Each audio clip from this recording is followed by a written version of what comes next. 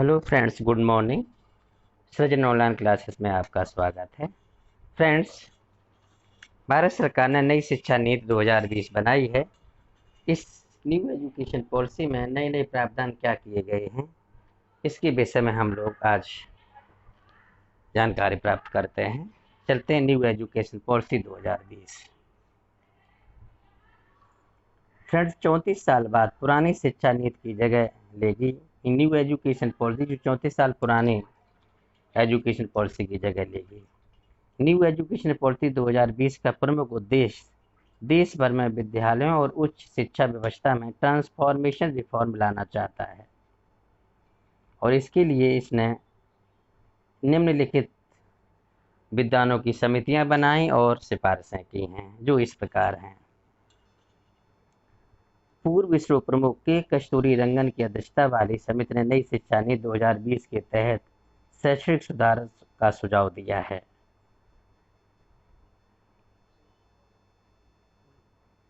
नई शिक्षा नीति का प्रारूप 1986 में तैयार हुआ था और 1992 में इसे अपडेट किया गया था।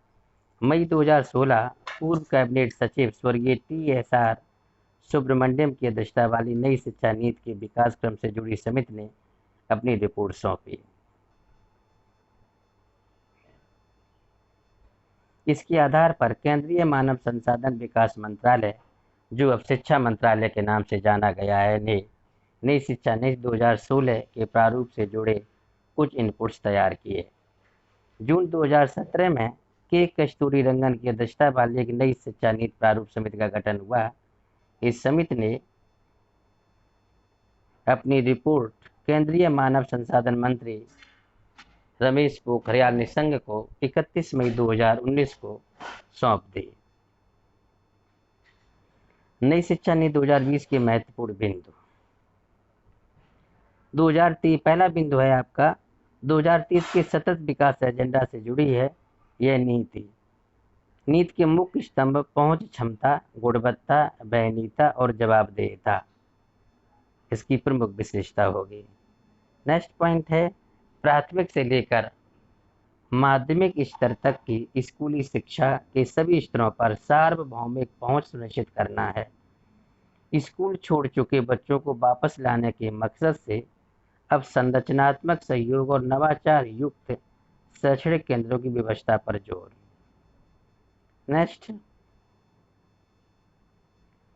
शिक्षा के औपचारिक अनौपचारिक मोड को अपनाना, विद्यालयों के साथ काउंसलर और प्रशिक्षित सामाजिक कार्यकर्ताओं को जोड़ना, NIOS यानी कि national institute of opening school और राज्यों के ओपन स्कूल के जरिए कक्षा 3, 5, 8 के लिए ओपन लर्निंग की व्यवस्था करना।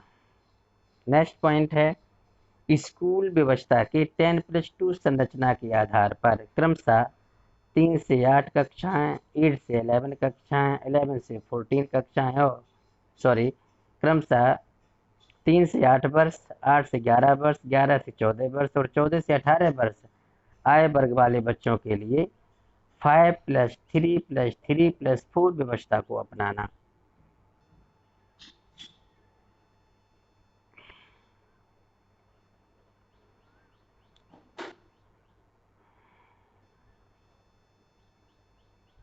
नई व्यवस्था में 12 साल की स्कूल शिक्षा के तहत 3 साल की आंगनबाड़ी या प्री स्कूल इन्हें भी सम्मिलित किया जाएगा।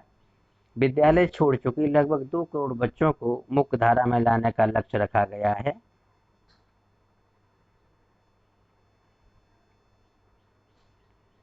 NCERT 8 वर्षों तक की उम्र के बच्चों के लिए national curricular and pedagogical framework for early child care and education विकसित करेगा।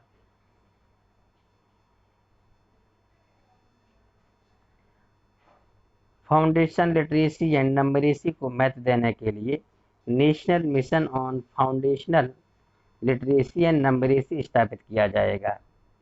नेक्स्ट पॉइंट, नीति में सभी विद्यार्थियों को ग्रेड 3, 5 और 8 में स्कूल एग्जामिनेशन में बैठने का जिक्र, ग्रेड 10 और 12 ग्रेड की बोर्ड परीक्षाएं पहले जैसी ही रहेंगी।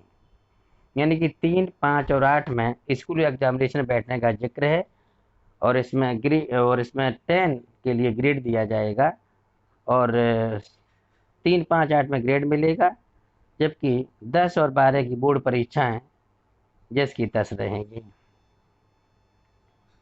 नेक्स्ट पॉइंट है वोकेशनल शिक्षा, उच्च शिक्षा में ग्रॉस एनरोलमेंट रेशियो को 2018 के 26.3% से बढ़ाकर 2035 तक 50% करना है। उच्च शिक्षा संस्थाओं में 3.5 करोड़ नई सीटें जोड़ी जाएंगी। इसके अलावा आईआईटी, आईआईएम, नए शिक्षण संस्थान बड़ी संख्या में खोले जाएंगे। नेक्स्ट पॉइंट है शिक्षा, उच्च शिक्षा के स्तर पर शोध संस्कृति और शोध क्षमता निर्मित करने के लिए राष्ट्रीय शोध फाउंडेशन का गठन किया जाएगा। संपूर्ण शिक्षा के लिए भारत का उच्चतर शिक्षा आयोग सर्वोच्च निकाय होगा। इसमें मेडिकल और लीगल एजुकेशन शामिल नहीं होंगे। नेक्स्ट पॉइंट है नीति में 100% युवा और वयस्क साक्षरता प्राप्त का लक्ष्य रखा गया है।